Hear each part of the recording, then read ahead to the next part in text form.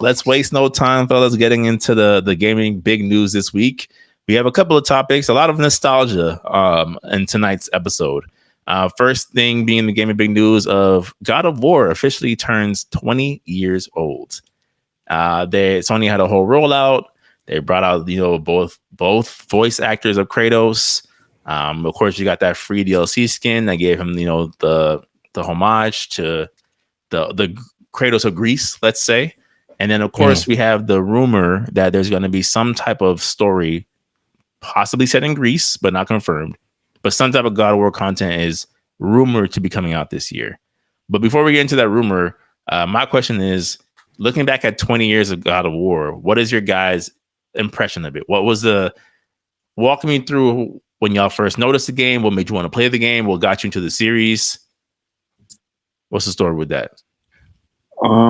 Well, for me, what made me first started, I was a very late bloomer. I got into God of War around the God of War collections for the PlayStation 3. That's why I played God of War 1 and 2, and then I was getting prepared for 3 at the time. So I wanted a full rundown of the story and what was everything. And then the second collection came out with the games from the PSP. So I really enjoyed those, man. And when seeing Kratos' story come to a climax, but then on a cliffhanger, I was very excited to see that trailer of him in Norse mythology, because it was back then. It was always the speculation, but what if he went to other lands and what would he do? And this one, I guess call it God of War 4 and 5. I really enjoyed them. I really enjoyed them. You saw the growth of Kratos as a character in terms of how he handles situation. It's like, the term that I would use is refined brutality. Refined brutality. There was moments where he, the old Kratos would have just obliterated this whole village just to try to destroy you. But no, I don't have to do that this time. I am very more precise in my approach. Even you could see the hesitation, even when he was fighting Baldur, he wanted to kill this man. I mean, eventually, yeah. But he was forced to. He wasn't. Every time they ran into each other, he wasn't looking for him. Pretty much. Yeah. So so to speak, man. It was a very good, well-rounded story. There were some minor parts with Ragnarok that I felt like it could have been a bit more polished. But Kratos Goes to Therapy DLC.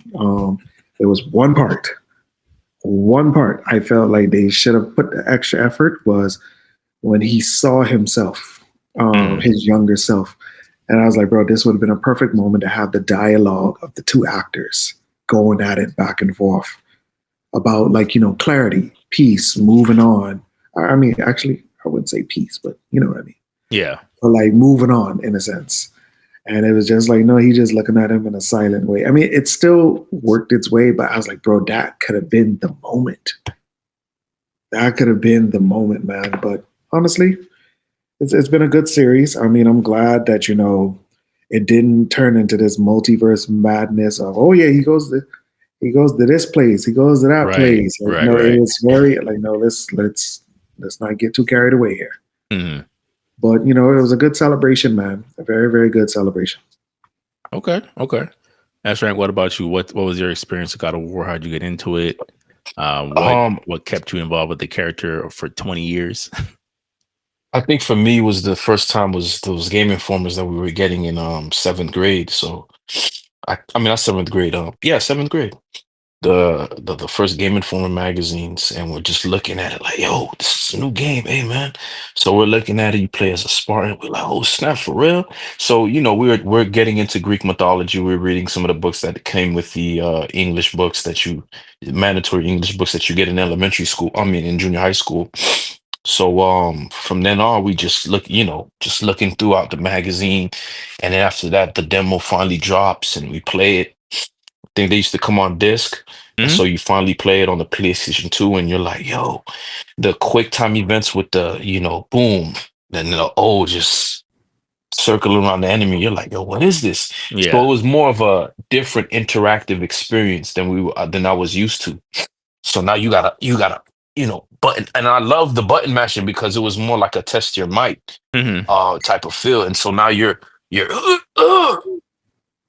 Right. The And you just Minotaur's feel trying the to fight pop. back. You're just like, nope. Yeah, and you know you're tearing the Minotaurs apart. Mm, Then that to me that was my favorite mode where Kratos would turn to the Omega form mm. and he would have his Spartan form formed a Like helmet helmet. made out Yeah. of pure lightning. Mm-hmm. And I was just like, nah, this is this is raw, you know? Mm, mm. And then just seeing his weapon choice was just you would expect a sword and shield, but he had these two blades with chains on it, and it was just like a different form of combat that were like you would feel it. So like he's throwing the chain swords at you, gripping you, grabbing you, and we was like, yo, who is this? Who is this character? Mm-hmm.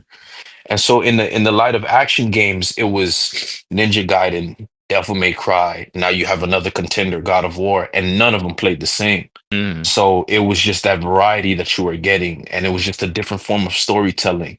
You know, the main character, he's like he lost his family, He's but it was depressed just that at the he's very. depressed. He throws himself off the cliff of Olympus, and Mm-hmm. he threw himself off. This is the stuff that teen boys crave. You know, Mm. that level of magnitude and scale of a story, that epic storytelling, the visuals, like you're all of a sudden you're running in this hallway and then the camera pans out and now you see this big statue that you have to find a way to get the two to come together, or the Right. You see the first, little glimmering light way. yeah, way at the top, or even that boat scene, man, like, please, can you help me? No. And it just, and you just like, yo, Kratos. And then the name Kratos, it's just it resonated with the inner the boy in me, you Mm. know. And so I was really looking forward to it. And it's just that time at the cafeteria, yo, did you get the new God of War? Yeah, man. So everybody's huddled around looking at the magazine. Yo, I gotta get the game. I got it, man. You want to hold it? Did you beat it? No, I couldn't. I can't get past the last boss battle. And it was just the scale would amp up. Like, who thought that boss battle with Ares would be on that level? Yeah. Yeah. You know, so it's just we were getting stuff, we were getting games, man, finished games. And in that era, like everything was just perfect if you wanted to play a video game everywhere. Mm. So that's what attached me to God of War. And plus, when part two came out, it was just oh my favorite line. Submit. I would rather die. And then you're pressing the over, like that stuff, right? To me, Mm. oh man, that E3, that E3, I was like, now we lost as Xbox fans because we don't got that statue fight. Yo, I was hurt. I'm watching E3 like, and then Yeah. Kratos is like, Zeus, is this all you got? And after that, the statue comes, wow, and then all his life bar goes down and just like, ooh, Mm-hmm. back to formula. Yep.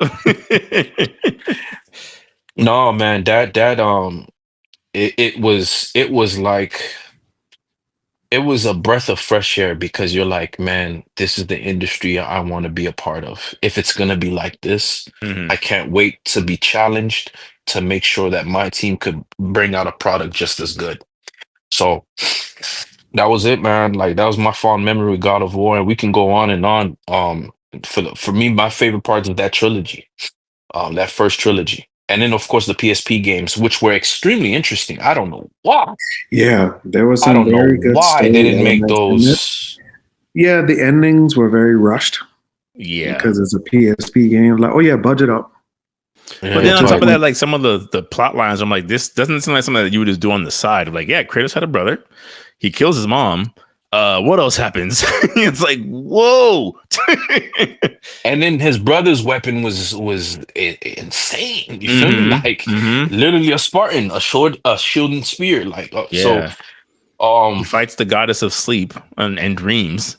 It's like, and this is the side story. It's like, oh, all side right. story, All my right. boy. This So is there was non-essential obviously reading. there was obviously an epic storytelling with that game, and I just appreciated it, man, because it was different. It was true to what it was, just like Ninja Gaiden's true to what it is, and Devil May Mm, Cry is true to To what be it is. honest, playing 1 and 2, and then the two PSP games really, really like. Yeah, when it got time for part 3, I was like, yeah, bro, I see why he wants to just kill all of you. I there's nothing I can say that like y'all deserve it. Right. Y'all are Y'all really deserve manipulative. You're lying. You're cruel. Like, we could all go.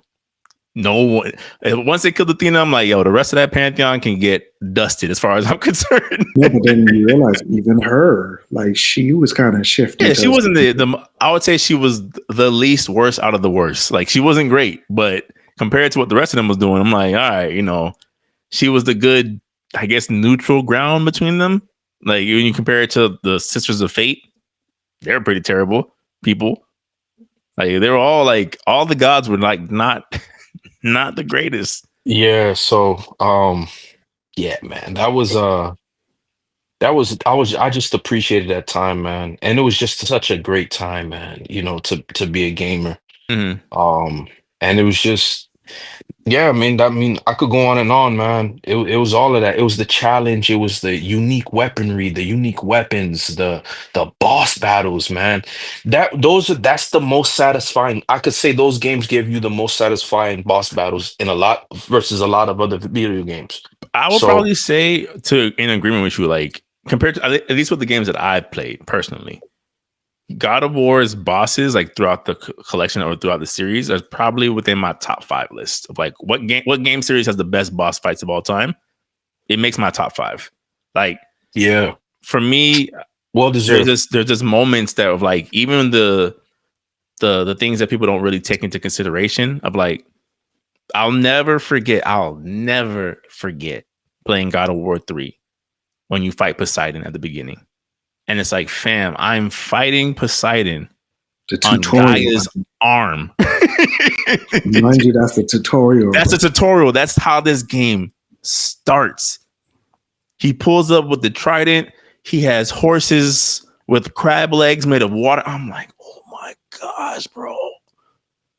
And then the boss fight ends with Gaia with the Megaton punch. Sends Kratos flying through the air. Grabs Poseidon. You get the view from Poseidon's view of Kratos over him. Just no, that was I didn't think they could one up 2's E3 presentation of that tutorial with the giant statue being awakened by Zeus. Mm-hmm. But they did it. Mm-hmm. And yeah, here we are. Yeah, for me, it was something as simple as I remember the game came out. I don't think I got to play it right away. Bless you. I don't think I got to play it right away, but ironically, it was around the same time I was turning 17. So once upon a time, game stores cared about you being of age when you bought certain games. And I'm like, you know what? I'm old enough to buy my own games. I know my parents are going to give me a hard time if I buy Grand Theft Auto. What's another mature rated game that I could buy that they won't even know what it is? And they're like, oh, God of War is really, really, really good. I'm like, okay, I like action games. And the rest is history. It was the first mature rated game that I bought for myself was God of War 1. And that's what started the whole process of like, anytime a new God of War came out, I had to play it. I had to. Even God of War 2, which some people say, oh, it's too long, has too many boss fights. I'm like, no, this is what a complete game looks like. I can take my time. I'm going to fight this person, fly off of Icarus's wings, go fight, Atlas. Like, it's just like the lore and the set pieces for me, of like, people always talk about Uncharted and set pieces. I'm like, no, God of War and set pieces, the things that Kratos was doing and the effect it was having on the environment around him. I'm just like, man, even his fight with Hercules in God of War 3, when he's taking his gloves. We don't even gotta go that far, because I was thinking about Disney's Hercules that whole time. I said, yo, you stand no chance, my boy. Yeah, and the thing is, it was the guy that voiced him was the guy who played Hercules in this live action series. Jeez. Oh, really? I did not know that. Yeah, bro. Yeah. I did not know the live action Hercules that's a good way to tie it in. Yeah, bro. Yeah. So, God of War 20 years, well deserved. I'm glad that even the rebranding, God of Boy, Kratos, I'm glad that it was still well received. And that people were God of Boy. Yeah, I mean, that's what they call him. And people are wanting more adventures from him at this point, 20 years deep. Right? We've seen a lot of franchises collapse by the wayside, especially a franchise like that, where it initially prioritized like action and violence over story. for it to kind of like find its middle ground of like, here's a good story, here's still a satisfying different take on combat, and something that's true to the character and makes sense for where he is in his life, you know. So I'm excited. I don't know, I guess moving on to the rumor part, like let's just assume that the rumor is 100% accurate and it is going to be a side story placed in Greece. Are you guys open to that? Because it'd be kind of like, I'm assuming some type of flashback prequel. No, for me, no. And I mean, personally, for me, no. I do feel like we've gotten to the point where we've stretched out certain things long enough, and we've seen what happens to other companies when you do that for too long. Yes, I know visually it would be great, but then, they've already done one thing where you could tell, yeah, it was just like, this wasn't really necessary. And then it's so funny how we didn't even mention it. All of us, God of War Ascension. You know what? I'll defend that game. I actually really like God of War Ascension. That game, to me, has the best combat system out of the original PlayStation 2, PlayStation 3 run. Because the magic actually did something in that game. It was actually useful.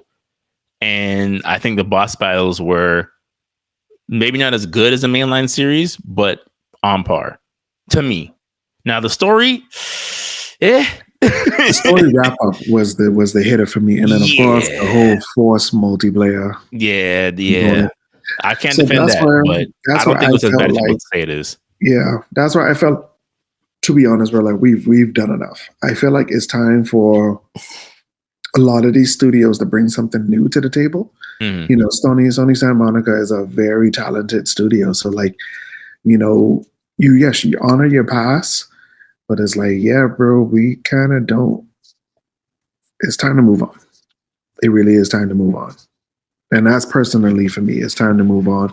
Even with the way how Ragnarok ended is like, all right, Atreus is going on some journey. And to be honest, we don't have to see that. No, and I don't think we want to either. Like that's we don't have to see that. Most of the audience is like, or good actually on the Atreus. And that's why, like I said, bro, like Valhalla -1 smile detail. That was good for me. That was honestly good. For me. I could have used one more boss fight at least in Valhalla, but it's free. I mean, well, you got multiple. Multiple. No, see the thing. All right, when he fought Tyr, like especially when Tyr had different weapons, it's kind of like a mirror of himself. I did the same thing you did. I went to multiple places, I killed multiple people, and I have their weapons as trophies. In a sense, so you had to fight me in different fighting styles, and every time you won, you were able to gain some clarity about past things that happened to you. And then, of course, the big ultimate, he saw himself. And I was like I said, bro, like I was cool with that. I really was.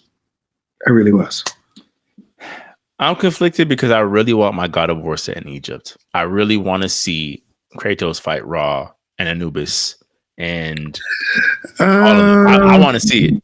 I kind of wish they did God of War he went there. He did go there, but he didn't kill anyone. It was the halfway point of when after Greece, but then head into Norse mythology. Like I think he met Horus. Okay. It wasn't like in a whole Egyptian adventure where he just obliterated a whole pantheon. Like no, like the man was still traumatized about what happened. So it was just a placeholder. And honestly, I like how they handled it because first of all, that's too much. I feel like there's like, we got 2 rounds. We got 2 good rounds. And I feel like, they actually delivered the best of their ability. Because it's just, after a while, it just starts to get redundant. Like, I look at it like this. Star Wars, the prequel, and then Star Wars, the main trilogy. And then look how the third trilogy was just like, when you do too many sets, it starts to get very diluted and very worn out. So like I said, man, and that was also during the time where a lot of people, they were experimenting with different avenues in terms of, what they wanted to do in terms of different media. So like even the comics, man, like, some of the prequel comics that are actually considered canon, I enjoy those. Now, yes, if you don't really research these things, you have to go out your way to find it out. But they were good. Okay. I mean, I do. I think Sony does have a dilemma right now where a lot of their, I guess you could say, namesake characters are kind of aged out. Like that was one of the first pods you ever did of like, what's the average age of like the Sony mascot character? And they're like, oh, he's like 38. It's like, yikes. So you have this, now you have this predicament where, the audience has kind of gotten their full fill of Kratos, right? We don't really need any more Uncharted stories. So no more Nathan Drake. They don't seem to be wanting to do anything with Twisted Metal, so no Sweet Tooth, right? Nothing in that world anytime soon. So I'm like, okay, you're running out of crazy, bro. Yeah, like you're compressing and compressing and compressing with all your like recognizable properties. So like, what do you do next? Again, Insomniac cannot carry this entire generation by itself. It can't just be Spider-Man until PS6. That's not gonna work. So like, I think about things like that where I'm like, that's even more why I was kind of on the side of like, I'm okay with them kind of aging out Jin and Ghost of Tsushima and introducing a new protagonist because like we don't need this same formula of younger to middle-aged man goes on a next 15-year adventure for our next 3 consoles. It's like, okay, that obviously has like its time frame of acceptability. Like we don't need any more Cole stories in Infamous, right? It's just certain things I'm like, but I do wonder what the next quote unquote generation of PlayStation mascot characters looks like. That's the thing I keep coming back to. Like, what's the next? It's so funny that you mentioned that, bro, because I kind of feel like we're also entering the realm of life. Like, yes, they're still considered mascots in a sense, but like, I think the popularity or the wave of them has changed over the years. Mm-hmm. And because when you really look at it, like, yes, bro, like, we've kind of like the PS3, PS4 mascots have kind of like, they've aged. Yeah. And that's why, like, when we were talking about Astrobot, like, hey, we've reached a pinnacle point, like where this particular property, we're going to use it as a way to honor PlayStation's legacy in a very humorous way. Mm-hmm. So now it's kind of like, okay, where do we really go from here? It's because, you still see the PlayStation ads with the Spider-Man, The Last of Us, things of that nature. And I think that's the more mature realm of their mascots.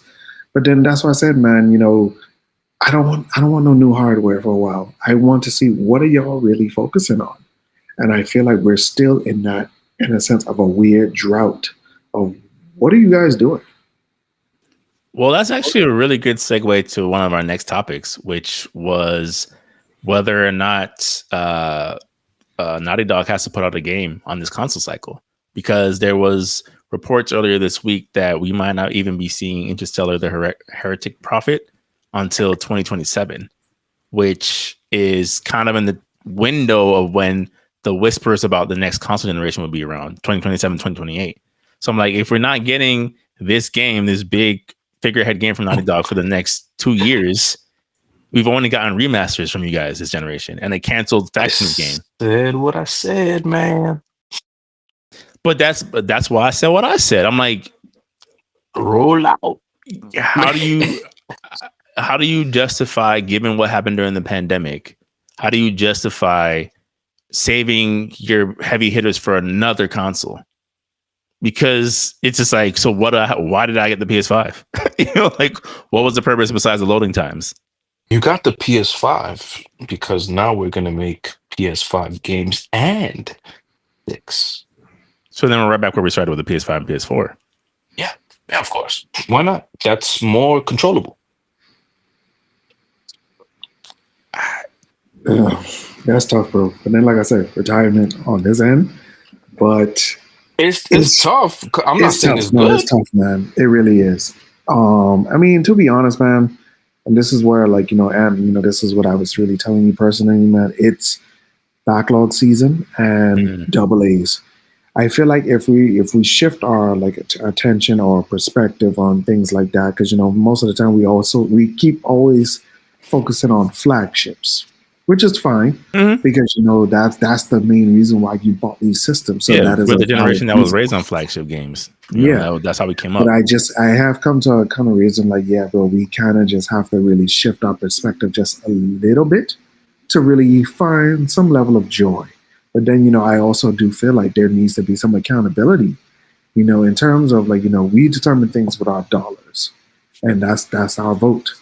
So like, yes, and I do feel like, especially where the internet is with forums and all these other things, like, yes, I know there's a lot of people with brand loyalty, who will buy anything they'll push out.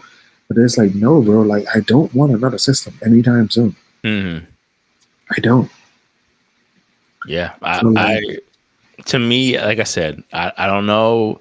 Like you said, we are a different audience, even in and our even in and of ourselves. Of like, even for us being fans of our specific consoles, it's like to an extent of like I like Sony, but I'm also removed enough to know when Sony is doing some foolishness. So like for me, I'm just like I'm with you. I'm like I think we should stretch this console generation out a little bit longer. I understand the thought process, right? I'm like 7 years technically is enough time to justify launching a new console, but COVID happened. And depending on who you ask, COVID is like, yo, those 2 years don't exist. Like, yes, you're right, three, right. Those 3 years don't exist. Like, it's like we were all just like treading water for three. Nothing was happening. We're all trying to do the best we could for 3 years. So, to be honest, I think I didn't get a PS5 till 2 years after COVID. I didn't get a PS5 till last year. No, the year before. So 3 years for me. Yeah. So, and I could now that I've set up my little office, I'm like my PS2 stack, my PS3 stack, my PS4 stack, my PS5 stack. Night and day in terms of how they weigh up. But I guess to kind of get back to the topic, do you guys feel like Naughty Dog has enough, I guess, consumer trust, so to speak, if they didn't launch a new IP at all during this entire console cycle? I feel personally, um, I wouldn't be nitpicky about it because, like I said, I do, especially being a new IP, I want them to get as much time as possible. Yes, there is a sour spot for people, who are really invested into the Last of Us series. But then, to go back to our last pod conversation, I do feel like they're trying to give us that fix at somewhere else through media, in a sense. Now, that's a very interesting take, of course, but I do foresee that happening. I feel like if we're really focused on what other things Sony's bringing out, or even now, because you can see the shift of third party, this is an Xbox. Yeah, an Xbox So is now it's kind published of on like, PlayStation. so it's kind of like, as a system, and they're definitely going to use this as a marketing pitch, bro. Like they use like, oh, but bro, we have games, we release plenty of games. Like, bro, I logged on my system the other night and I saw Forza and PlayStation next to each other. I was like, bro, this feels so weird, bro. What a time to be alive. like you got the Forza here, you got the Microsoft Corporation here, and you got the PlayStation 5 here. I was like, bro, like this is very interesting territory to be in. Yeah, in a couple of months you'll see Indiana Jones with the Microsoft and PS5 logo. And it's just all roads lead to Master Chief being he's our Master Chief now. There is no more Xbox Master Chief. But Espen, what about you? You think that Naughty Dog has to put out some type of game during the PS5? I think X console? nah, man, they don't have to. Does Sony want that to not happen? I don't think so. But they don't have to. Personally, they don't have to. They could be quiet, and this is why you have multiple studios, guys. Like why would I leave the burden to one studio to produce a game? That's not how you run a ship. You know. Um, and yeah, if they were to release anything, let them release something small, something fun. Get a team together to release something in the meantime. But what would that Does thing it all? be? They're not doing any more Last of Us. Uncharted's on the No, shelf. it doesn't have to be something new. Something it could be something new, something double A, something that they could grow into something later, like something that people can have fun with. Hey, is this concept we had? Why don't we just expand upon it and turn it into a game that we all like? You know, I don't see what's wrong with that. I don't see what's wrong with doing having a game that, hey, listen, this game, we're okay with losing this much money, but let's put it out there in the market. Mm. I think that's super manageable. I think that's also helps your staff get different experience. And then you bring in that experience into your later games. I think it all works if depending on how you decide to manage it, or how you decide to do it. That's what I would have done. I would have had my team, hey, you guys are focused on this game. This game's gonna take some time. So here's what we want to do. Small team together. You guys are gonna release this XYZ. It's not gonna be the focus is fun and XYZ. Like, I don't see what's wrong with that. I think every studio should do that. They don't have to just use all resources to build this one game if it's going to take that long. You know, do something in between if you have to do something. But I don't think they have to release anything. They've kind of proven themselves. Um, would I want as a studio to have more games out there versus this game that we had to keep doing back to back? I would love that. You know, okay, we don't have to work on this game right away. We can take our time to make it something that we want to make. I think time away from a sequel like that is great for the morale of a company, man. Because now you're not fatigued. You want to get frustrated. Like doing something different. I don't draw the same things every day. I have a different stuff, a variety of things to draw. You don't eat the same thing every day, do you? I mean, you can, but most people it drives crazy. I think you should give it time to do something else and to explore different avenues.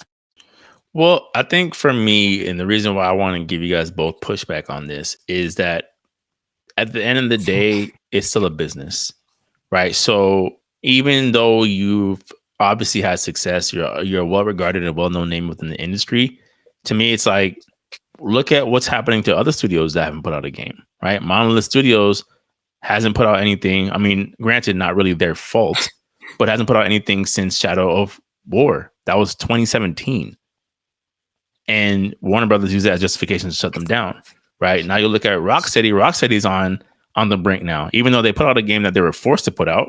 But their last good game was 2014.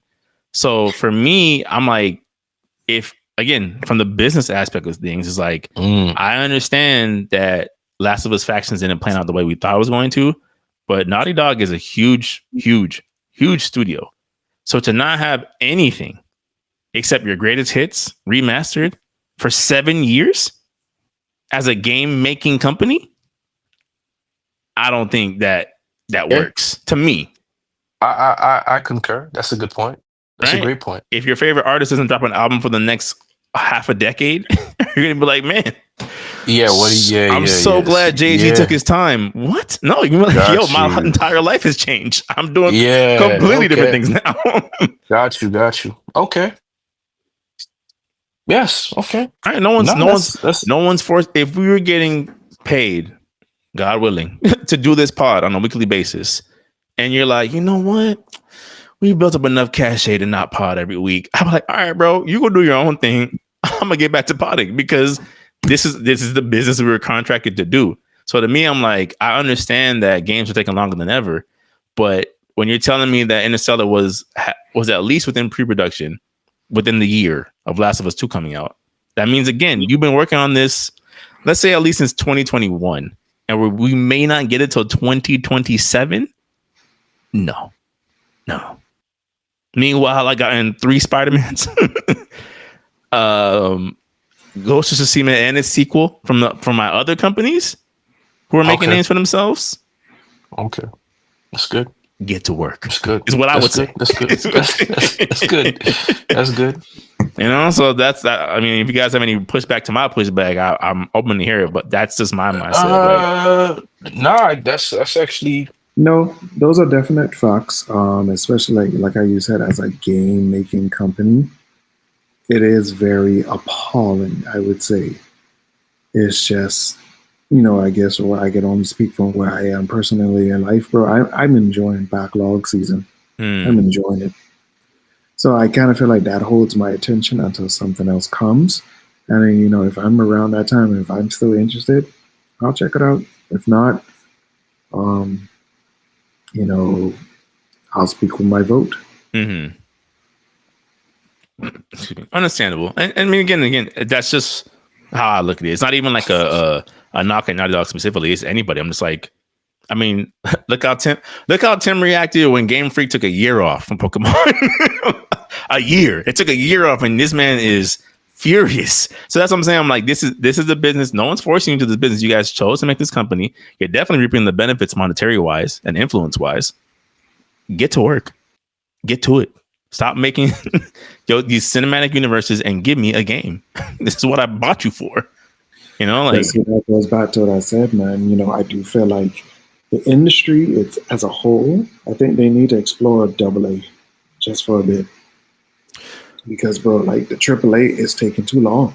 Yeah, it's got to the point where it's ridiculous now. Like it's half the console cycle for a first party title of anything is like, what are we doing? What's even happening right now? Because remember what I told you, bro. Like even in terms of like fighters, like flagship fighters, like we only in the next couple of months we're only getting 2, and that's it.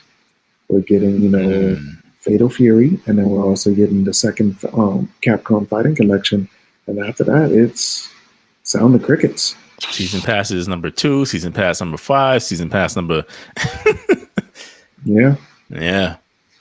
I don't know. I just, like I said, to me, I understand that there's a lot of changes that have to be made to have a more sustainable market for the business.